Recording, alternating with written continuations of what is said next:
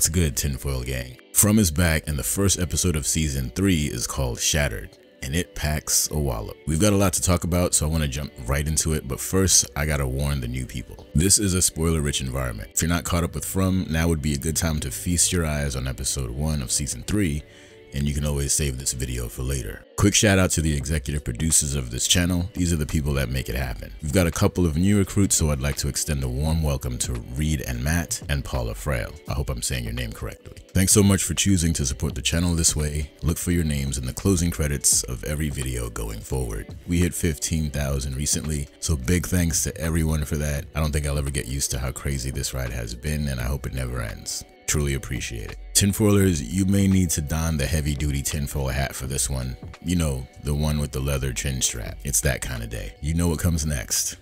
It's time to dive.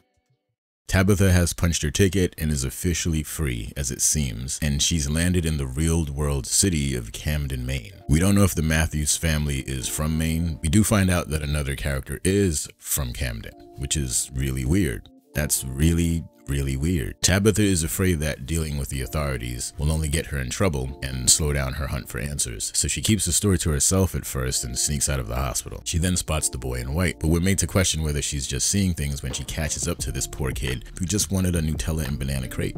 Kids these days. Now, if that really was the boy in white that she saw, does this mean that her connection to Fromville remains even if she isn't there? Yikes. Or it may be that the lingering psychological effects of spending time in Fromville carry on after you've left. It's still scary to think that Fromville might have this kind of reach though. When Tabitha caught up to the kid that she thought was the boy in white, she asked the question, "What do you mean that was the only way?" She's referring to the boy in white pushing her out of the window in the lighthouse, because this seems to imply that dying is the only way to escape Fromville. Again, the question, is Fromville a real place or some kind of alternate reality that you have to wake up from by dying within it? Dying being a prereq to leaving Fromville makes it sound like they're in a completely different dimension or reality, or maybe a different state of mind when they're in Fromville. You can't just physically walk out of Fromville because it isn't physically real. Maybe. Moving on, Boyd declares that the thing that tried to convince him not to smash the music box was not his wife and was definitely not on his side.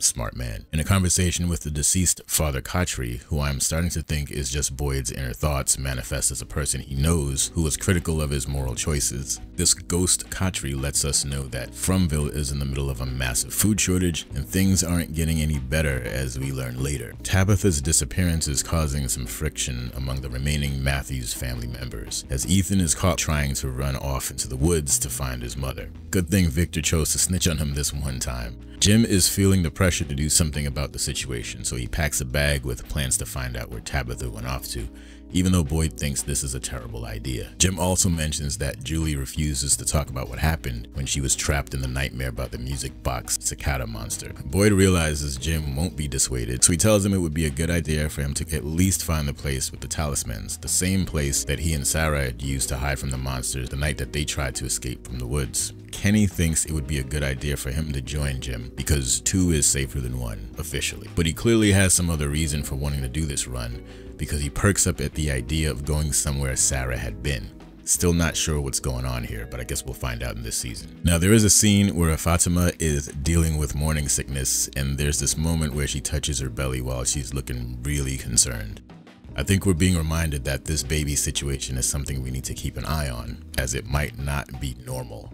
So back to the food problem. We learned that the portion of the crops that survived the storm have also gone rotten. Sounds like the kind of disaster one would expect from this town, and it's probably not a coincidence. Now that the last of the crops are gone, the citizens of Fromville are in a lathered up panic about where they'll get their next meal, so they head down to Tian Chen's place and clear the cupboards. There is a mutiny brewing in Fromville. Randall can't resist doing Randall things, so he snatches a goat for slaughter, but Victor has different ideas. Luckily, Boyd swoops in to stop things from getting ugly by giving a rousing speech about the importance of keeping one's cool when things get out of pocket. Better decisions are made when they are thoughtful and methodical, rather than rash, short-sighted actions that could cost the whole group.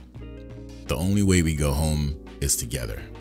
Then we get a second very spicy scene when Jim and Kenny are out on their trek to find Tabitha. It doesn't seem like they were at it long before they run into this poor fellow, and I would assume these are not welcome signs. Jim and Kenny decide to investigate further, and they find a small grouping of log cabins. Like real log cabins, just like the ones you see on the maple syrup container. Yeah, that'd be the one. The place is long abandoned, but the obvious questions arise. Who built this place and when? And why is it surrounded by these effigy-like things? Did they use these things to warn people off, or was it like the talismans, a tool meant to keep the monsters out? Could this be what remains of other past victims of Frumville? Tabitha's got a problem. She needs to figure out how to get in contact with the rest of the gang, but has no idea how to do that without money or even a cell phone. Feeling a bit frustrated by her problem and the fact that nobody would believe her story, she finds herself in a confession booth at a church. During the scene, she mentions how she lost a child in an accident while changing a diaper on a changing table, a detail we didn't know before this. She vaguely explains to the priest best way she can, but it still sounds crazy if we're being honest. Despite that, the priest kind of gets that she needs help. Anyway, during this conversation, while looking through the lunchbox Victor gave her before she left Frumville, she spots a return address inside the lunchbox. Elgin is back again, and this man is still having visions of what looks like a decrepit corpse of Fatima. At least that's what people tend to believe this being is. I'm not necessarily on that train yet. Elgin says that this thing is watching him constantly, and when he sleeps, he thinks it appears in his dreams, but he can never remember the details. The crazy thing is, Tilly sees it too. Oh wait, that was just a dream. Elgin's dreams keep involving this thing, but notice how the hands are dripping with water, and it looks like she's trying to drip the water onto its face. This doesn't seem like a violent act though. The first time we saw her was when Elgin was soaking in the tub and she pushed his face down into the water. Again, water is present, and on his face. And of course, there's the time he asks about the little pond where the townies kick it, so we're getting a few obvious water connections here. We gotta keep an eye on that. Again, I'm not completely with the idea that this thing is supposed to be Fatima. This is a common assumption, but still just an assumption. I do wonder if Tilly being in the dream is of any kind of significance. I wouldn't be surprised if we found out later that she had the same exact dream herself, but from her own perspective. She seems to be naturally in tune with the town in the same way that Elgin, Sarah, Jade, Tabitha, and Ethan are. Team leaders get together to talk about what to do about the food situation, and they agree that a slow diet of beef and goat will hold them long enough to regrow the crops, or at least buy them some time to find another solution. Back in the real world, Tabitha uses her newfound knowledge and makes a beeline for Victor's childhood address, which is also in Camden, Maine. That is some coincidence. This fact could be telling us one of two things: that either Camden is where you land when you exit Frumville, or it could mean that she ended up in Camden because of the lunchbox and its connection to this place. Back in the Frumville forest, Jim decided that it would be a good idea for him and Kenny to post up in one of the abandoned cabins that they found instead of going to the shelter that Boyd told them to go to, which of course had very ominous overtones. It's only after they've got the fire going and it's dark outside that Jim starts having second thoughts about changing the plans, but it's too late to change the plans, but it looks like these two are hidden well enough to survive the night. Question mark. The freaks really do come out at night, and this time said freaks are interested in the last food resource left, the livestock. So we can say with a relative certainty that all of the food-related disasters we witnessed are being orchestrated by them and whatever is behind this nightmare. So the monsters proceed to release the cattle from their pens, which in turn rustles the townies from their beds and Boyd into the street to try and save their lifeline from being lost to the woods. Jade lends a hand as he and Boyd try their best to grab some of the animals, but the entire animal stock is on the streets right now. Victor sees the action, grabs his coat and says, "We have to leave before the bad things come." So Victor has seen this before, another hint that maybe there is some kind of story that plays out here on some kind of cycle, and Victor has at least seen this trick before and knows what comes next. Now this sequence really creeped me out personally because this is about as devious and choreographed as I've ever seen these monsters move. Every step is executed like they knew exactly what their victims would do next. I mean, this felt like it was ripped out of a playbook to scare people if you ask me. But this also fits right into the theory that Frumville isn't just a survival horror story, but maybe even a game or a test of some kind. The monsters seem to manipulate the environment and situations for maximum emotional and physical suffering. It's not an accident.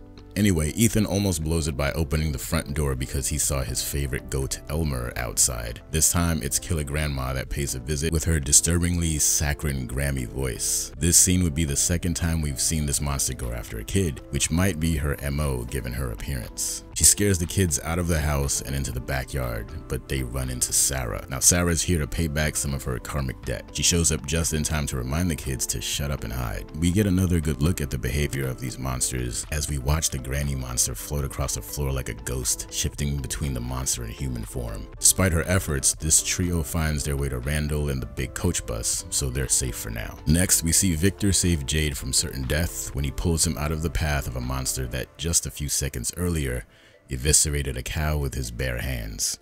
The writers really got cute here by having the milkman do the honors. Respect. So it was at this very moment, right here, that I began to think, aw crap, they're definitely gonna do it. This is it, isn't it? It's Chen. Her insistence on being the one to help Boyd wrangle the cows back into the barn was a clear indicator that something different was about to happen. Why single this character out for this kind of scene unless... Anyway, the monsters walk out of the shadows here on cue like the director just yelled action, ready as if they knew this would happen. And I think it speaks to the theory once again that this is history repeating and they've been at this for a very long time. The following scene was very hard to watch and I will spare you a repeat viewing. This scene is a perfect example of how what happens off screen can be even more disturbing than what is on screen when it comes to horror. Cheney is in for a very rough episode. Let's step back for a minute and think about all of this. The monsters did all of this just to break Boyd. At least that's what it looks like. And I think that speaks to the importance of Boyd's role in the story. Why go through all of this trouble for one guy unless there's a lot at stake? Is he somehow special to them? Maybe it's the incredible depth of will that he possesses that makes him a more attractive target. Or maybe it's because no matter what they try, he just won't give up. And maybe it's for that very reason that Boyd is a threat. That's it for Season 3, Episode 1, Shatter. I hope you enjoyed this video. If you did, you know what to do. We're going to continue this. Hopefully, I should be able to put out a video every week. It's going to be a challenge, but I have more time at this YouTube thing now than I did before, so that's good. Anyway, that's it for now. As usual, take care of yourselves out there. Be kind to yourselves, be kind to others. Until the next time, off you go.